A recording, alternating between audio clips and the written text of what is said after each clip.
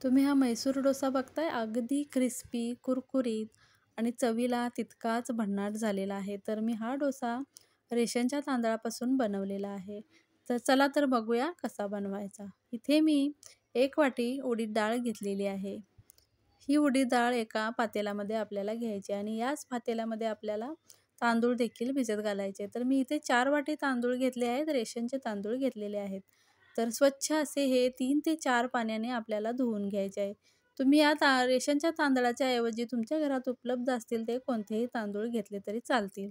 तर अशा पद्धतीनं डाळ आणि तांदूळ 5 ते 6 तासांसाठी भिजत घालायचे आहे.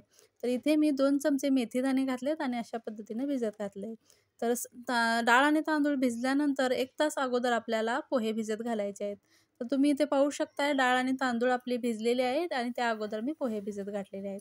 तर याच पाण्यामध्ये आपल्याला थोडं-थोडं पाणी घालून दाटसर असं आपल्याला वाटून घ्यायचं आहे, बारीक असं.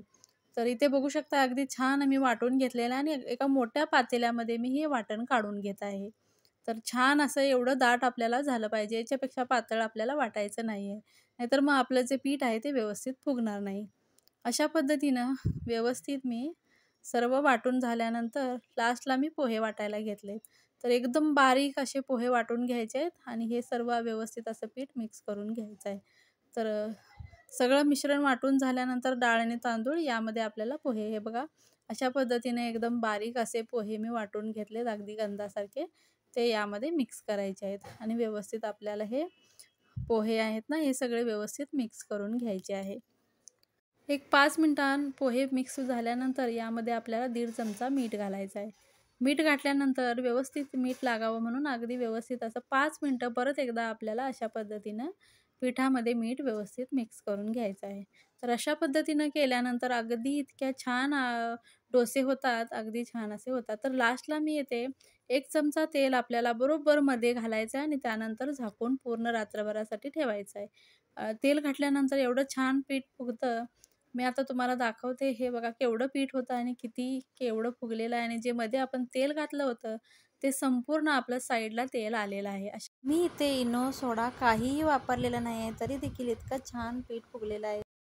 याच पिठापासून तुम्ही इडली, डोसा, उत्तप्पा, अप्पे आणि आंबट आंबोळी म्हणजे मोठी आंबोळी देखील बनवू शकताय. मोठ्या मिरच्या घेतलेल्या आहेत सुकलेल्या 4 ते 5 आणि त्या अशा पद्धतीनं पाण्यामध्ये भिजून घातले. तर भिजलेल्या मिरच्यांचं पाणी मी फेकणार नाही आहे, तेच पाणी मी यामध्ये घालणार आहे. तर 2 चमचे आपल्याला चण्याची डाळ घेतली तरी चालेल. लसूण घेतले मी 4-5 पाकळ्या, जिरे घातलेत आणि मीठ घातले आणि हळद घातले. अशा पद्धतीनं ही एकदम बारीक अशी पेस्ट आपल्याला करून घ्यायची आहे.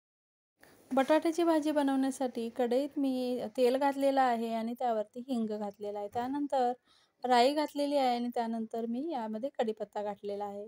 तर कढीपत्ता तडतड झाल्यानंतर त्यामध्ये कांदा घातलेला आहे. मस्त कांदा लाल होईपर्यंत परतून घ्यायचा आहे आणि त्यानंतर आपल्याला आलं, लसूण आणि मिरचीची पेस्ट घालायची आहे. साधारण मी 5-6 मिरच्या यामध्ये बारीक करून घेतलेत एकत्रच आणि आलं आणि लसूण अशा पद्धतीनं बारीक करून घेतलेलं आहे. तर मी बटाटे अर्धा किलो बटाटे घेतले आहेत. ते अशा पद्धतीनं अगदी बारीक फोडी न करता मी हातानं कुस्करून घेतलेले आहेत. त्यानंतर मीठ घालायचं, हळद घालायची आणि कोथिंबीर घालून व्यवस्थित छान असं एकजीव होईपर्यंत आपल्याला हे परतून घ्यायचं आहे. तर अगदी छान अशी ही आपली भाजी तयार झाली. तुम्ही बघू शकता कलर अगदी सुंदर आलेला आहे.